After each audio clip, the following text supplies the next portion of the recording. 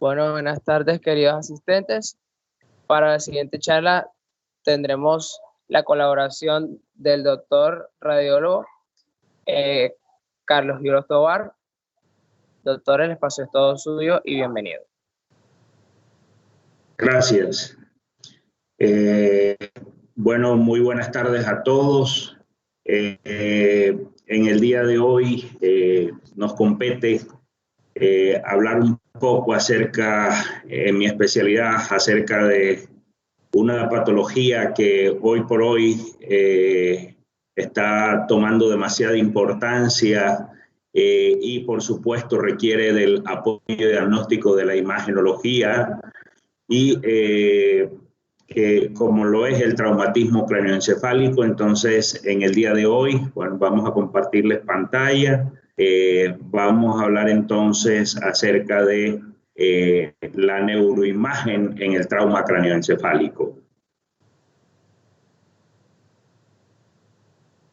Realmente la incidencia del trauma cráneoencefálico global oscila entre 200 a 300 casos por cada 100.000 habitantes por año y es la primera causa de muerte e incapacidad en menores de 45 años. Las causas más frecuentes de los traumatismos cráneoencefálicos son los accidentes de tránsito en aproximadamente un 36%, continuado por las caídas en un 35%, agresiones en un 23% y atropellos y accidentes laborales y deportivos.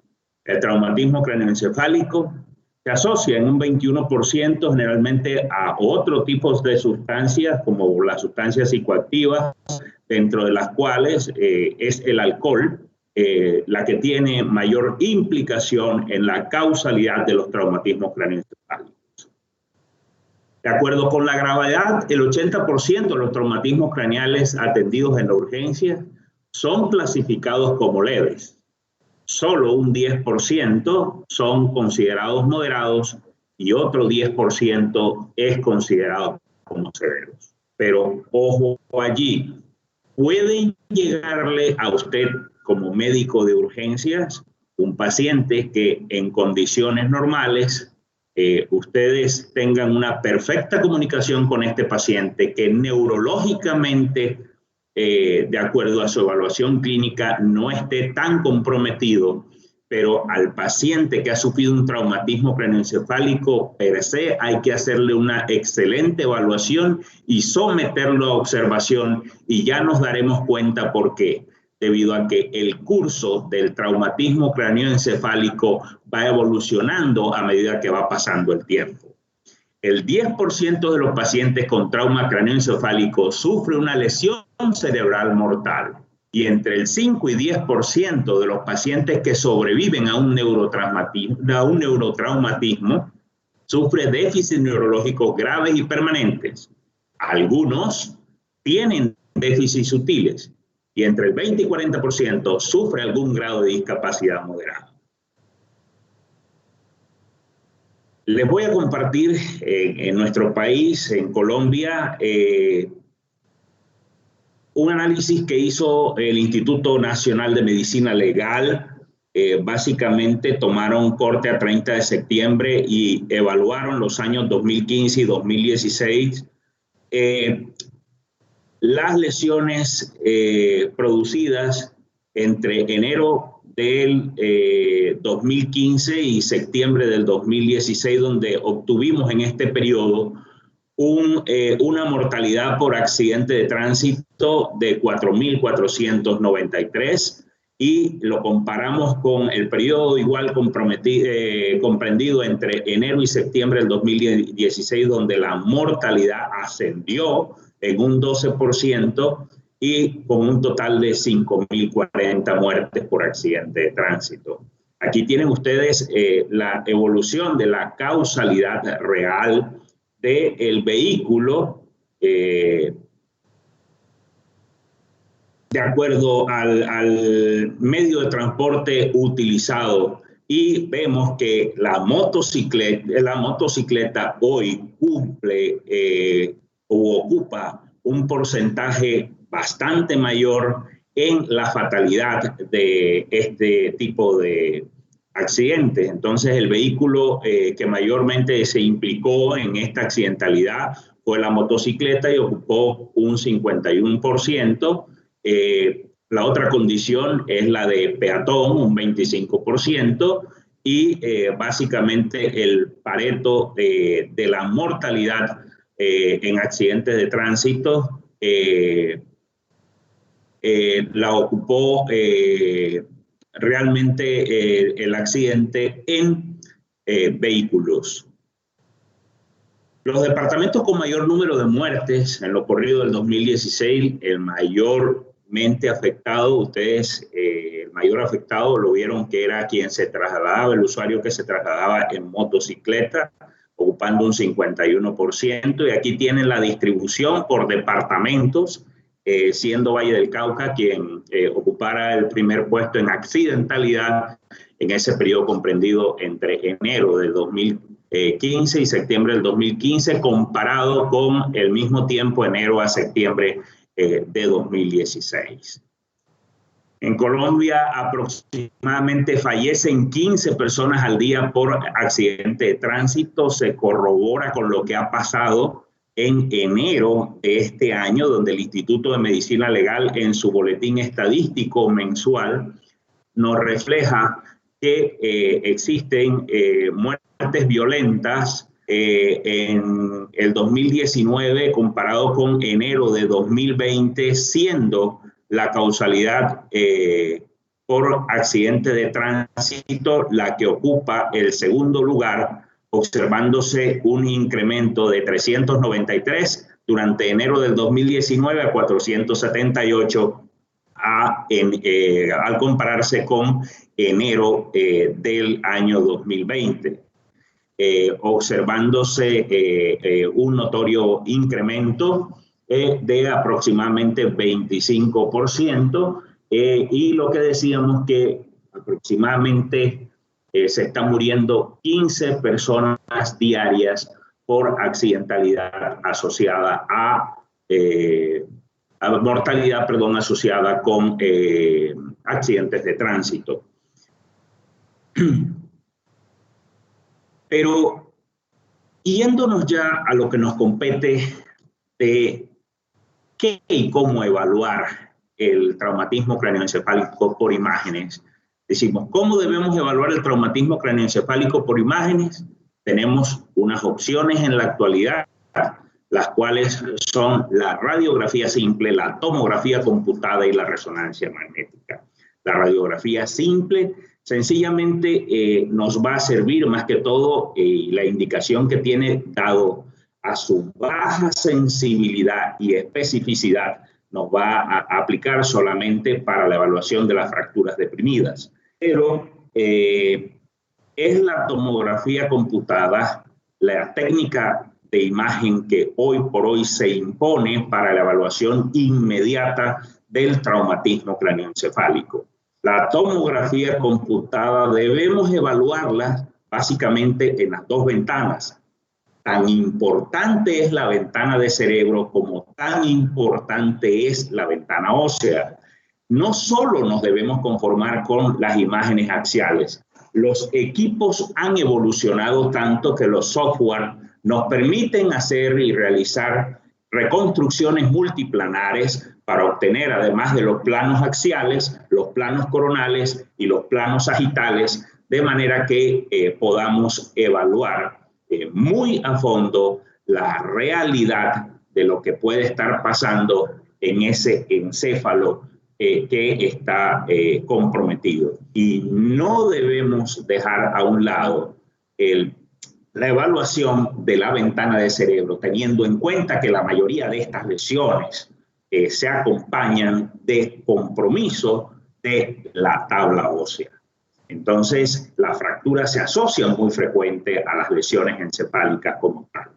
La resonancia magnética, por supuesto, también nos apoya, pero es un estudio secundario en la evaluación del traumatismo cráneoencefálico, y debemos tener en cuenta la evaluación de las distintas secuencias de pulso, como son la evaluación del T1, primer tiempo de relajación, la evaluación del T2 como segundo tiempo de evaluación, la técnica de FLAIR, donde vamos a hacer atenuación o supresión del fluido, y técnicas como densidad protónica ecogradiente, que nos permiten evaluar, en este caso, el contenido cálcico o hemático, es decir, la sangre tiene alta sensibilidad para evaluación. Esta técnica de densidad protónica, o en algunos equipos denominada ecogradiente, y la difusión también tiene su aporte para la evaluación del neurotrauma,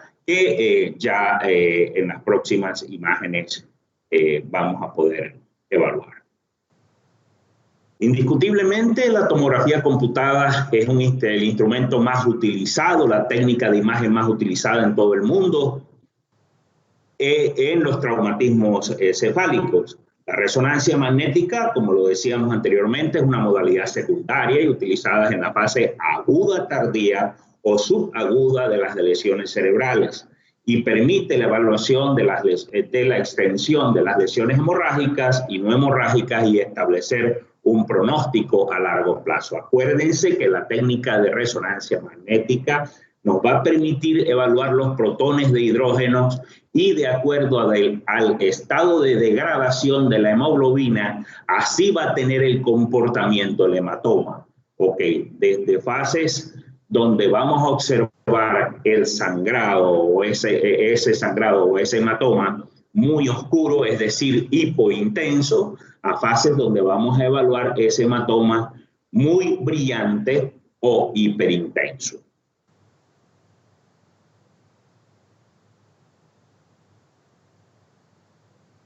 Hombre, la Guía Colombiana de Práctica Clínica para el Diagnóstico y Tratamiento de Pacientes Adultos con Trauma Craneoencefálico Severo.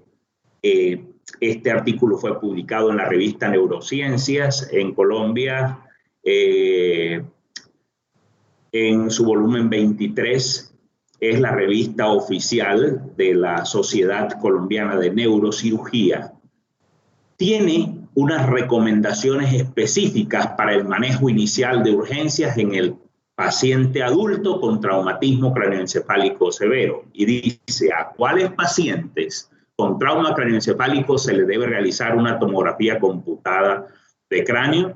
Recomendación: se recomienda que todo paciente adulto con trauma craneoencefálico que presente uno o más de los siguientes criterios debe ser llevado a tomografía: fractura de cráneo, clínica o radiológica, incluyendo signos de fractura de base de cráneo, como lo son equimosis periorbitaria y equimosis retroauricular, otoliquia o rinoliquia, convulsión postraumática, déficit neurológico focal, vómito persistente mayor o igual a 2 episodios, cuando exista una caída en la escala de Glasgow de por lo menos 1 punto, pacientes con antecedentes quirúrgicos encefálicos con craniotomía previa, cuando el mecanismo del trauma haya sido producido por atropellamiento en condición de peatón, en pacientes en que exista la historia de coagulopatía o anticoagulación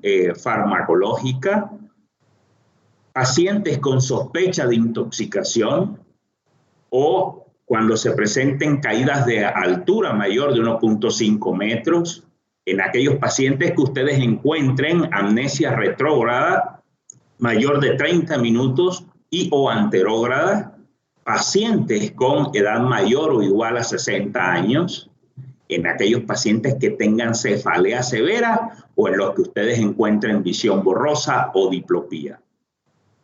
¿Qué debemos evaluar en el trauma craneoencefálico por imágenes? Okay.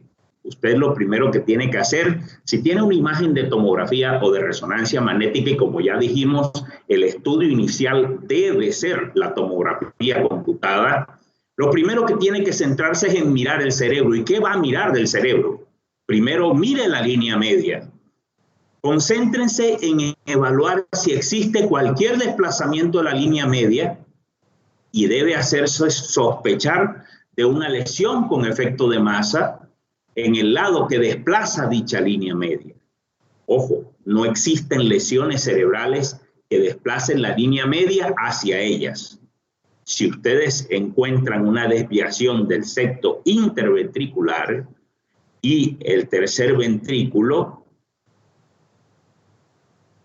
se encuentran en línea media, o sea, si el septo interventricular y el tercer ventrículo se encuentran en la línea media, no existe una herniación subfacial. Siga mirando el cerebro. Evalúe la simetría de los surcos corticales, que la profundidad de los surcos corticales sea igual para ambos hemisferios, que su tamaño sea igual de un lado o de otro, que la cisura interhemisférica usted la pueda evaluar y la pueda identificar, sea en la imagen de tomografía computada o en la imagen de resonancia magnética. Que no existan pérdida de los surcos, y si existiera ella, esta pudiera estar condicionada por una masa u opacificación del líquido cefalorraquídeo o, en su defecto, por una hemorragia subaracnoidea. En pacientes ancianos, tener en cuenta que puede existir cierto grado de atrofia. Evalúe las cisternas basales.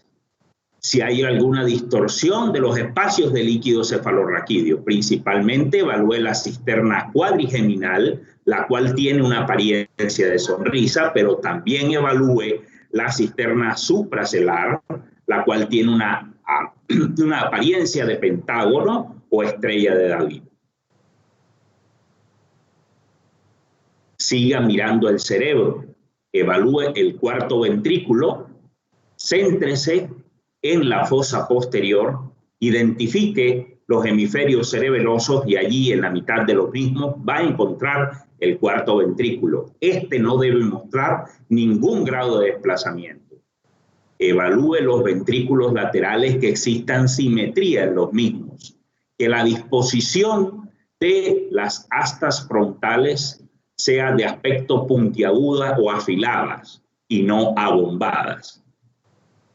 En ocasiones puede encontrarse un abombamiento que, entre comillas, pudiese considerarse como normal de ese tercer ventrículo y de los ventrículos laterales, y esto ocurre sobre todo en pacientes ancianos.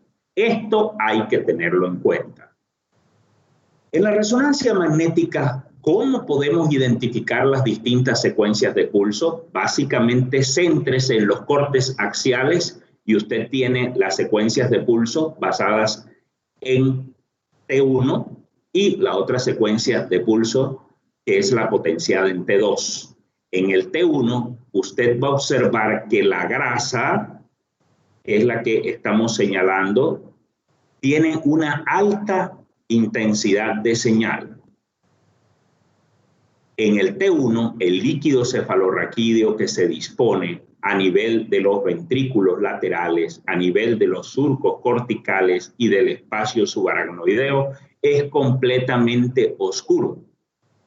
La sustancia blanca es alta y ricamente en grasa y se ve alta precisamente por esa, brillante precisamente por esa alta densidad grasa que tiene, y la van a observar que la sustancia blanca es blanca, se observa blanca y brillante en el T1, y la sustancia gris, que es la más externa, la observan ustedes grisosa en el T1.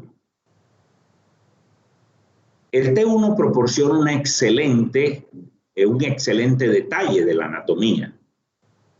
Y lo otro que vamos a observar brillante en el T1 es el material de contraste. Y por supuesto, cuando usted evalúa en el T1, la sangre también la va a evaluar y la va a encontrar brillante. En el T2, observa que el líquido cefalorraquídeo muestra alta señal de intensidad y este discurre a través de los ventrículos laterales, del espacio subaracnoideo y de los surcos corticales. La grasa también va a tener alta señal de intensidad en el T2.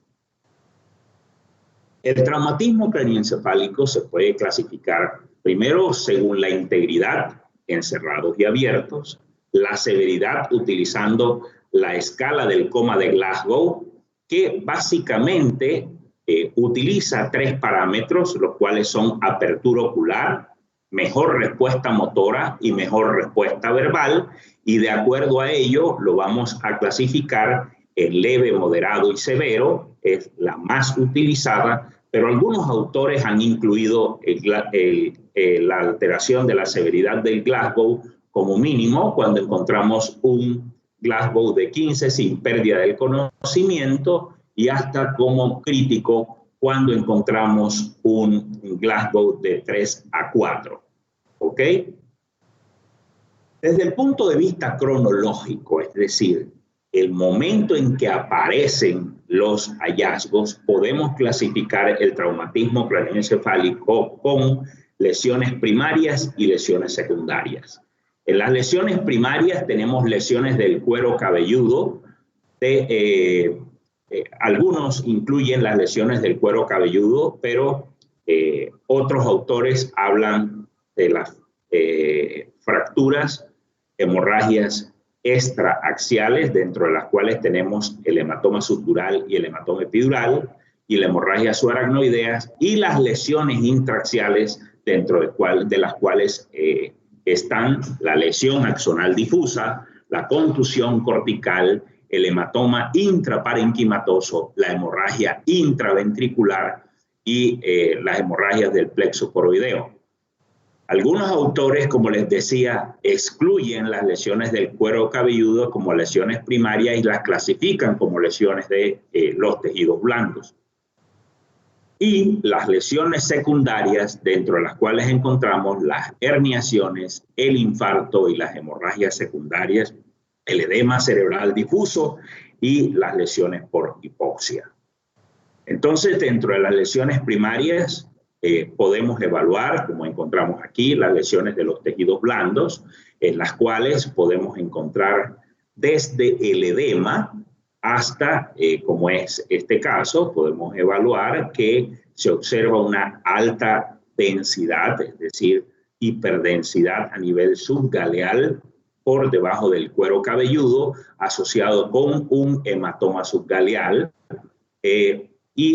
donde podemos encontrar que existe mayor énfasis en este paciente de esa hiperdensidad a nivel de ambas regiones frontales, pero como podemos evidenciar, hay un notorio aumento del volumen de estos tejidos blandos a nivel del hemicráneo derecho, asociados con un hematoma subgaleal prácticamente que se extiende desde la región frontal hasta la región occipital derecha.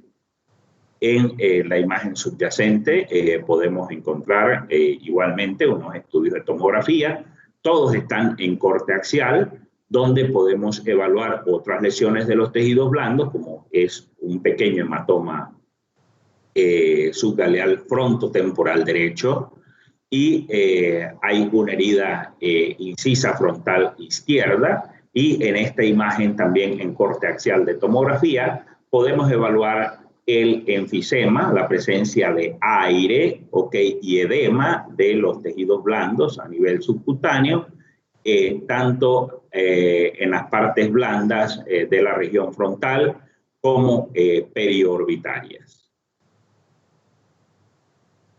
Dentro de las lesiones primarias también tenemos las fracturas del cráneo, de las cuales existen de distintos tipos. Como por ejemplo, podemos evaluar esta imagen a nivel de la región temporal, que es una imagen lineal que corresponde a una fractura del hueso temporal, pero también podemos tener fracturas que son lineales, como las que observan acá y se acompañan de un edema a nivel de la región temporal. Estas imágenes que están observando corresponden a estudios de tomografía en ventana ósea.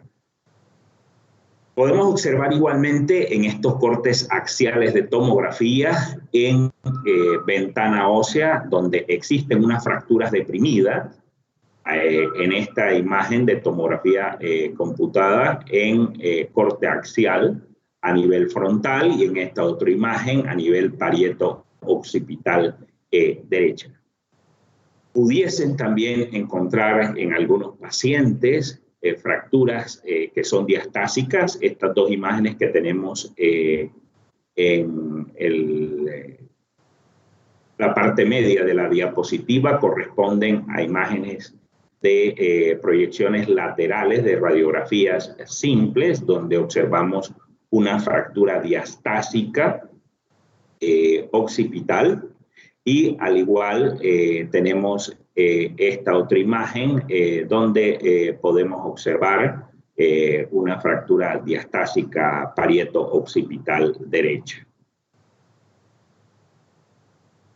Otras imágenes de tomografía que trajimos acá, esta en corte axial, este es un corte sagital y esta es una reconstrucción tridimensional del mismo paciente, donde observamos una fractura a nivel del hueso frontal que compromete el seno frontal derecho.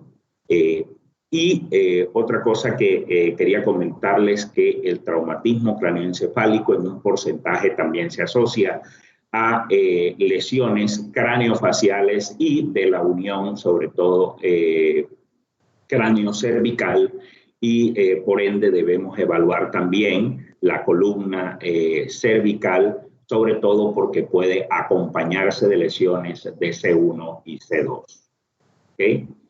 Este es otra imagen de tomografía donde observamos una fractura diastásica frontotemporal derecha, y aquí podemos observar la fractura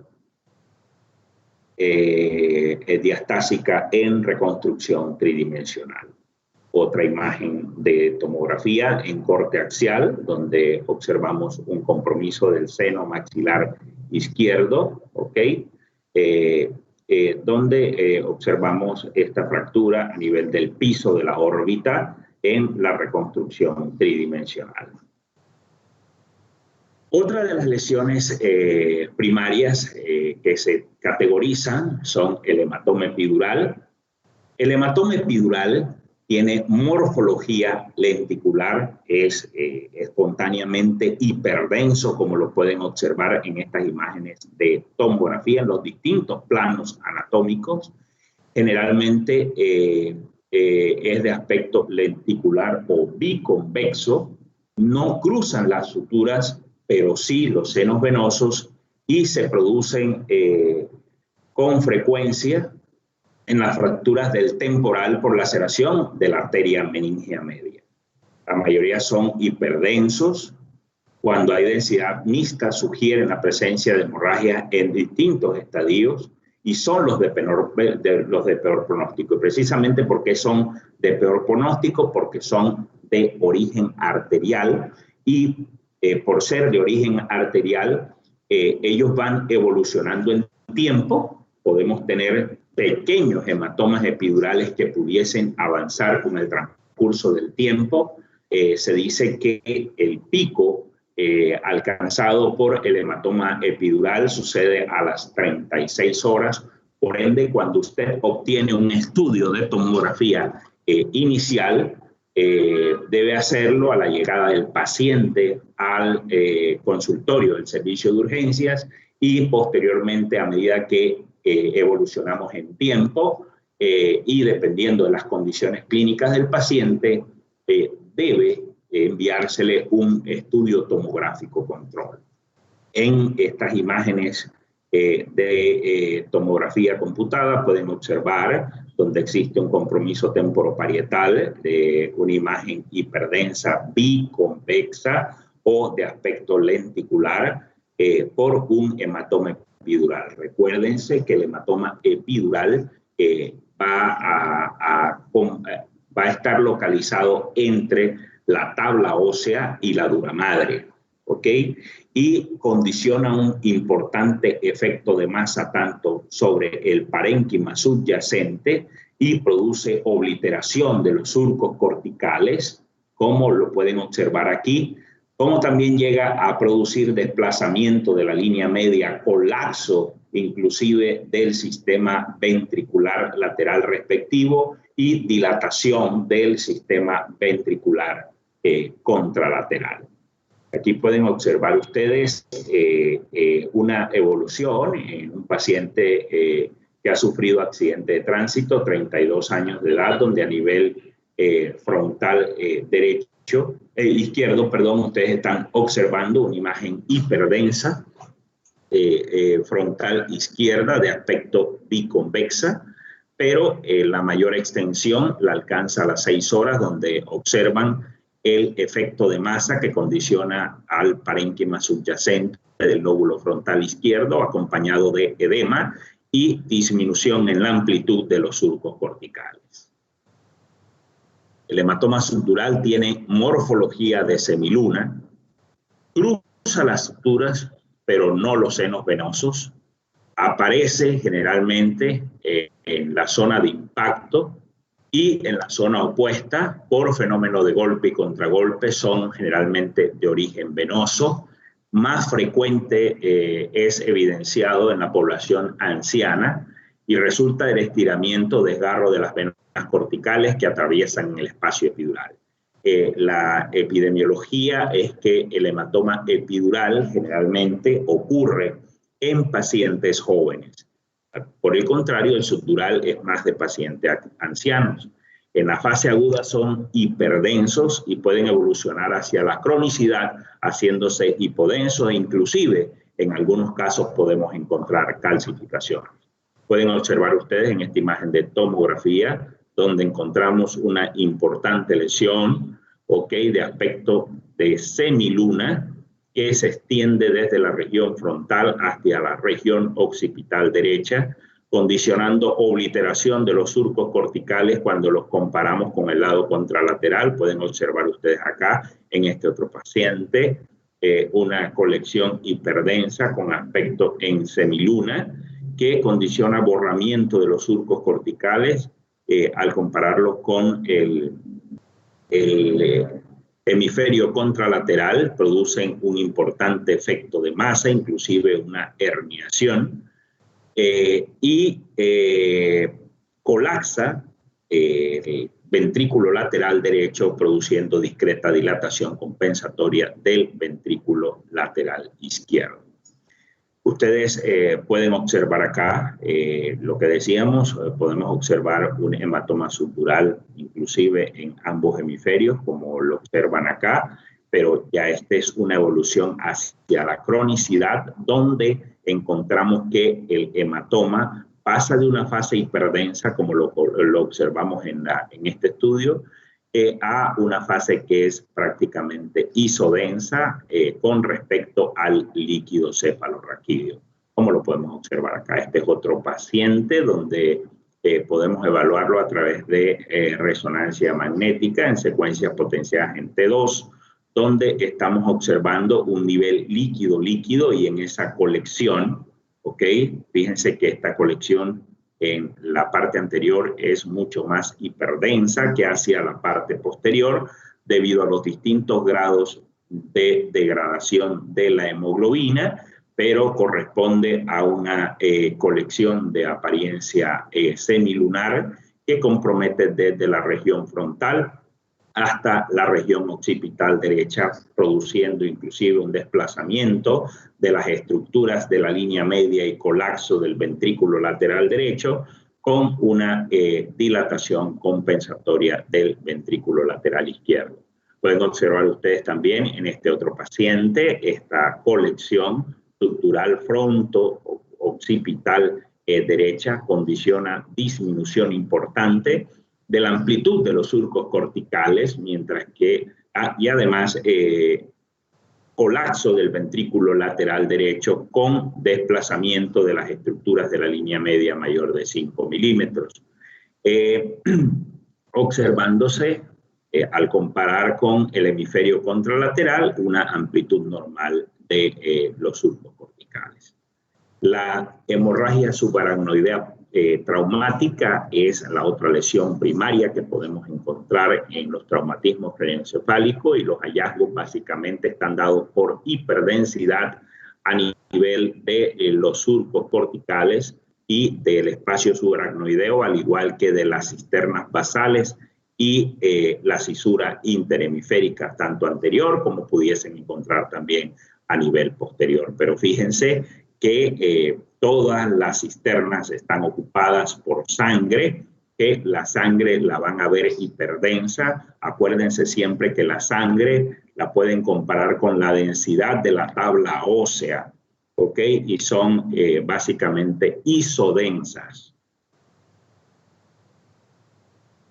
Podemos encontrar también contusiones corticales y se caracterizan por hemorragias puntiformes a nivel de las crestas de las circunvoluciones y se pueden extender o no a la sustancia blanca subcortical y con el paso del tiempo aparece edema vasogénico y algún efecto de masa. Fíjense, aquí tienen unas imágenes de tomografía computada y estas dos imágenes de resonancia magnética y básicamente observamos en esta primera corte axial una colección hiperdensa subgaleal, es decir, es un hematoma subgaleal, y a nivel córtico subcortical frontal izquierdo observamos esta imagen hiperdensa asociada con contusión cortical. Lo mismo cuando evaluamos la región córtico subcortical del hemisferio izquierdo, en este otro paciente y observamos esa hiperdensidad asociada con focos de contusión hemorrágica que se acompañan de edema perilesional, que es el área hipodensa circundante a nivel de estas imágenes de colección. Al igual, observamos en estas imágenes de resonancia magnética un compromiso de la sustancia blanca subcortical, ¿ok? Asociado con edema de esta sustancia blanca a nivel bifrontal, y el edema en la secuencia potenciada en T2 se expresa como estas imágenes hiperdensas que están viendo a nivel de la sustancia blanca. Acuérdense que la sustancia blanca en el T2 la vamos a ver oscura, ¿ok? Esta es una imagen de ecogradiente donde dijimos al principio de la charla que era una imagen, una secuencia muy sensible para la evaluación del calcio y de la sangre. Aquí tienen ustedes unos focos de contusión hemorrágica a nivel subcortical, bifrontal, donde están observando con la representación hipointensa que tiene la sangre en esta secuencia especial de ecogradiente. ¿Ok? El hematoma intraparenquimatoso es otra de las lesiones primarias que podemos encontrar en el traumatismo craneoencefálico y básicamente se basa en la acumulación aguda de sangre en el parénquima cerebral y dependiendo de la evolución y de concentración de la hemoglobina y el hematocrito del paciente, pueden ser hiperdensos o isodensos con respecto al parénquima cerebral.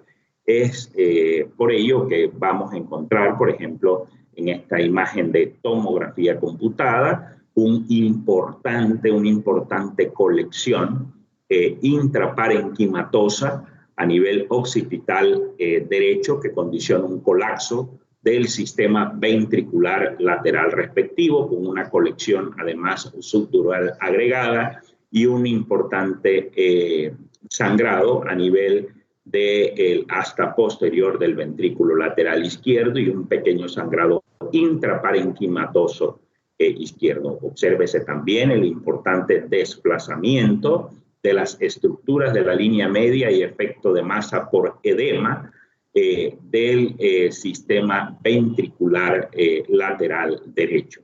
Tienen otro paciente donde, fíjense que este paciente es un paciente anciano, nótese la amplitud tanto de las cisuras de Silvio como de los surcos corticales, pero a nivel de la región gangliobasal izquierda presenta un hematoma intraparenquimatoso que se representa como esta imagen hiperdensa, acompañada de edema perilesional circundante, al igual que se observa igualmente la presencia de sangre a nivel del asta posterior del ventrículo lateral izquierdo.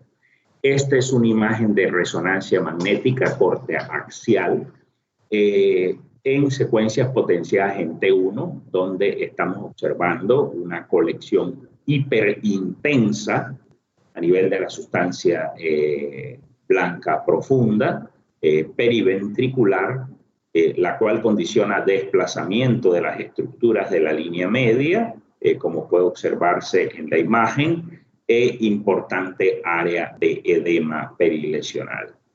Esto que están observando ustedes acá es una imagen de gradiente ecogradiente, secuencia ecogradiente, donde están observando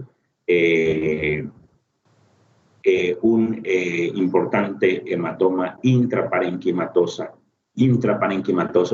con edema perilesional. Otra de las lesiones primarias que podemos evaluar son las hemorragias intraventriculares. Suelen asociarse a hemorragias subaracnoideas y contusiones. Pueden observar ustedes tanto en las secuencias, tanto en los cortes axiales de tomografía computada de estas tres primeras imágenes, la presencia de sangre, en este caso, a nivel del ventrículo lateral derecho y del asta posterior del ventrículo lateral izquierdo, con notorio aumento del tamaño de las cavidades ventriculares asociadas con transudado o exudado transependimario a nivel de ambos ventrículos frontales. Ventricular se corren con hidrocefalia no. Asimismo, podemos observar esta imagen donde existe, al igual que en la tercera imagen, ambas de tomografía computada, cortes axiales, donde existe un hematoma intraparenquimatoso acompañado de sangrado intraventricular. Esta es una imagen potenciada en FLAIR, de resonancia magnética, donde observamos un sangrado a nivel del ventrículo lateral derecho, al igual que esta imagen potenciada en T1, donde observamos en el asta posterior del ventrículo lateral izquierdo la presencia también de sangre. La lesión axonal difusa es otra de las alteraciones primarias que podemos encontrar en el trauma craneoencefálico y suelen ser generalmente multifocales y bilaterales, pero su aparición depende de la presencia de hemorragia, donde observamos hiperdensidades puntiformes en la tomografía computada o también pudiesen ser evaluadas a través de las técnicas de resonancia magnética, siendo estas últimas las más sensibles. Existen distintos grados según la localización. El grado 1 afecta solo a la interfase de la sustancia gris y sustancia blanca, como lo pueden observar en este caso. La grado 2 se acompaña es una grado 1, o sea, que afecta a la sustancia gris y sustancia blanca subcortical, pero además se afecta el cuerpo calloso, como lo pueden observar en esta imagen en corte axial de resonancia magnética. Y la grado 3 básicamente se acompaña, es una grado 2 más una lesión en la cara dorsolateral de la parte superior del tronco encefálico. Estas imágenes que están observando ustedes acá, donde observan unas lesiones hiperdensas de pequeño tamaño que afectan la sustancia subcortical, son de tomografía computada en corte axial. Las lesiones secundarias como tal podemos evaluar, por ejemplo, el edema cerebral difuso.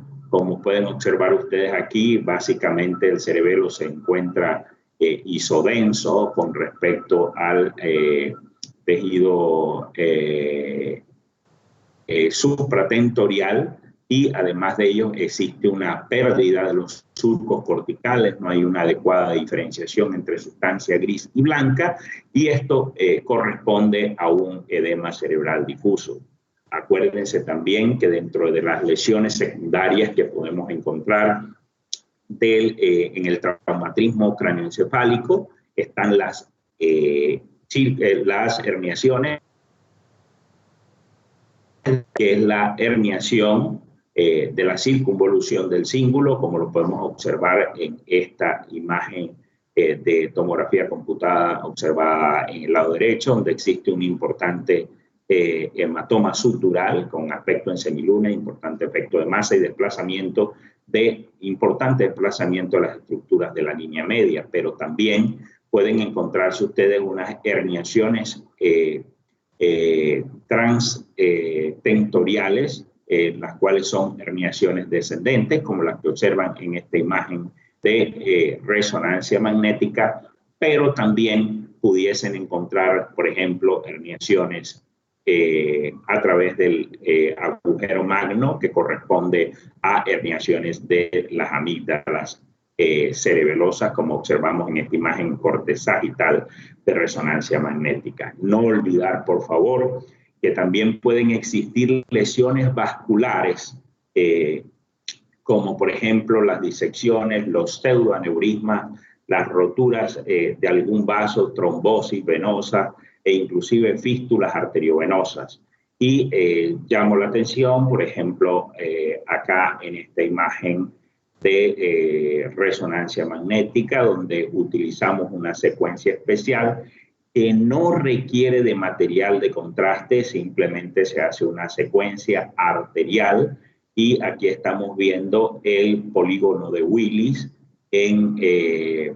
básicamente que estamos evaluando la parte posterior, el circuito posterior del polígono de Willis, donde existe una amputación o una obliteración por una disección vascular de la arteria vertebral izquierda, que se une con la vertebral derecha y forman la arteria basilar, y al ser evaluadas en la técnica de difusión por resonancia magnética, vamos a observar una hiperintensidad de señal por restricción de las moléculas de agua libre, que condiciona una isquemia a nivel del hemisferio cerebeloso izquierdo, la cual evaluamos como hipointensa en la secuencia o en la técnica de ADC en resonancia magnética igualmente.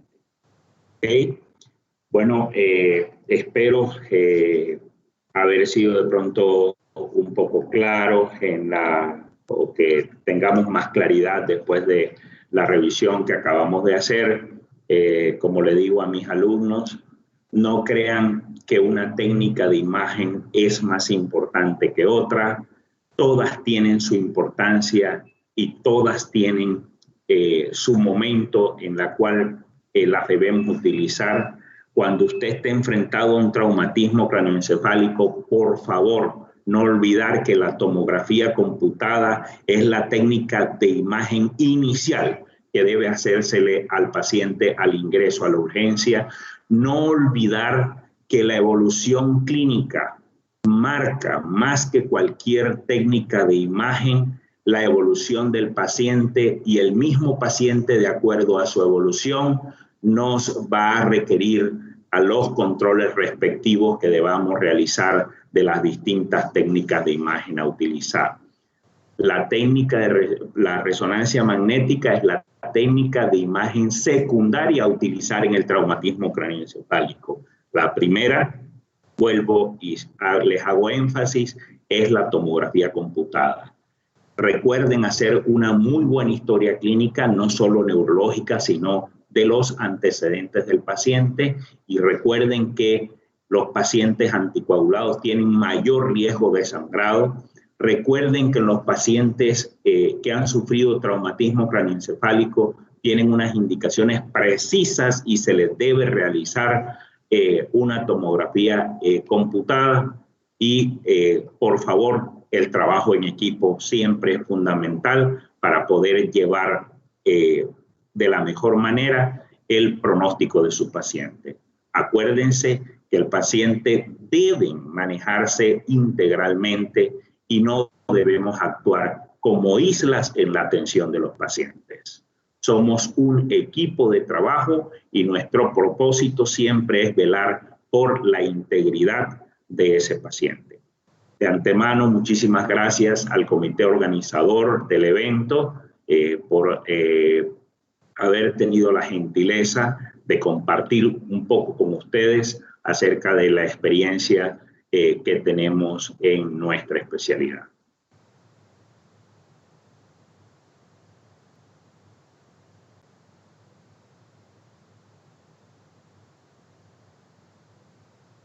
Muchísimas gracias al comité organizador y que tengan una feliz tarde. Buenas tardes, ponentes. Espero que les haya sido de su agrado estas dos ponencias con la doctora Sheila y con el doctor Carlos Tovar. Muchas gracias a ambos. Fueron de muy agrado sus ponencias, fueron muy nutritivas. Recuerden que el link de asistencia está en la descripción del video, recuerden llenarlo y recuerden mañana es a la misma hora, a las 4 de la tarde, hora Colombia, y recuerden en los grupos de WhatsApp estarán el horario de cada país y mañana estaremos en vivos con el doctor José Moreno y una doctora que es una, por decirlo así, una presentación especial que tenemos para ustedes.